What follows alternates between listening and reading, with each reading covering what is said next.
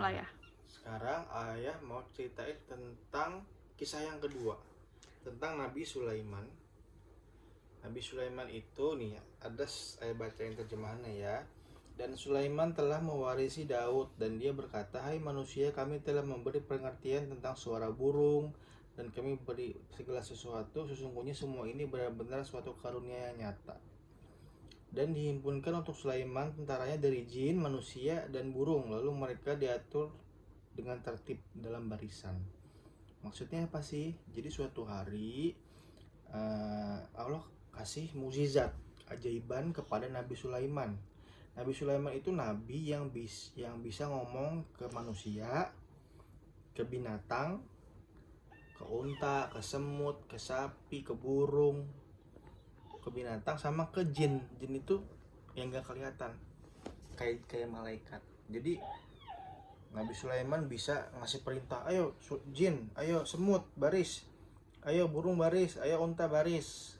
Nah pada suatu hari Nabi Sulaiman lagi jalan sama tentaranya, sama jin, sama manusia, sama semut, sama manusia. Enggak, semut nggak ikut. Nah tiba-tiba lagi jalan, di depan ada rombongan semut lagi jalan. Allah kasih tahu, hati-hati, di depan ada semut, supaya semutnya nggak keinjek. Jadi Sulaiman ngasih tahu tentaranya, kalian hati-hati kalau jalan, karena ada semut kecil yang nggak kelihatan. Nah itulah mukjizatnya Nabi Sulaiman, keajaiban yang Nabi Sulaiman punya yang tidak dimiliki oleh nabi-nabi yang lain. Jadi nabi-nabi itu banyak mukjizatnya, nggak semua nabi sama. Nah kalau Nabi Sulaiman bisa apa? Ngomong sama binatang. apa aja binatang yang ceritain tadi? Burung, Ya. unta, semut. Itu yang diceritain. Sama satu lagi yang nggak kata apa namanya? Jin. Itulah mukjizat Nabi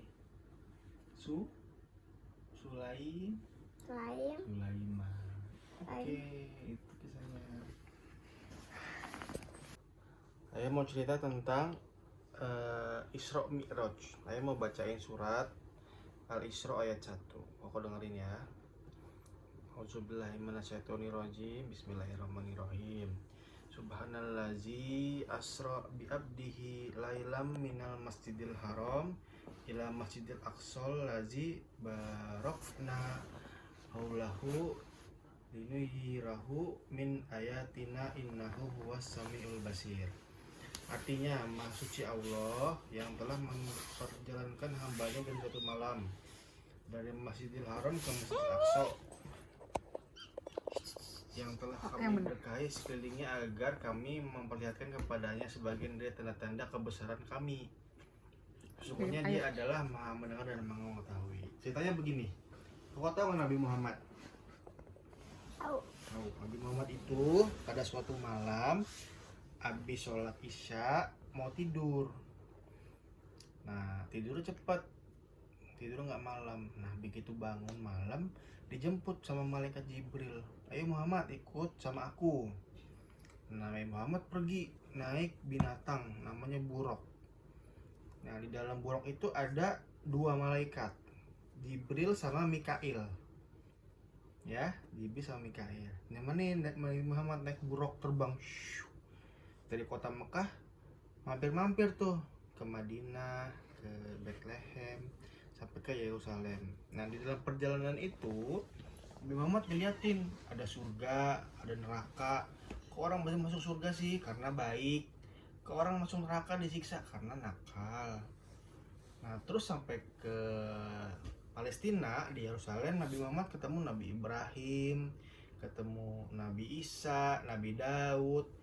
Di sana sholat Nabi sama Nabi Ibrahim. Nabi jadi imamnya, Nabi yang ngomong Allahu Akbar, Sami Allahu liman hamidah, itu Nabi yang jadi imam.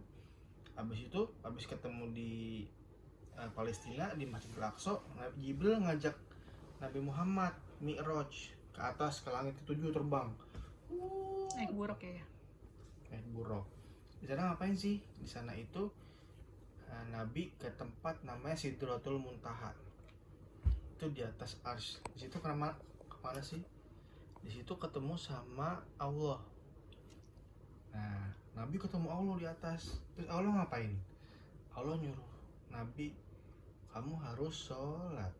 Nah, sholat itu tentunya Allah kasihnya banyak, sehari 50 kali. 50 kali sholat.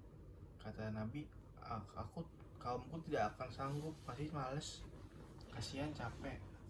Akhirnya Nabi minta diringankan, akhirnya dikasih waktu sholat 5 kali satu hari, subuh, zuhur, asar, maghrib, isya. Nah itu peristiwa tentang Isra Mi'raj. Ngerti kok?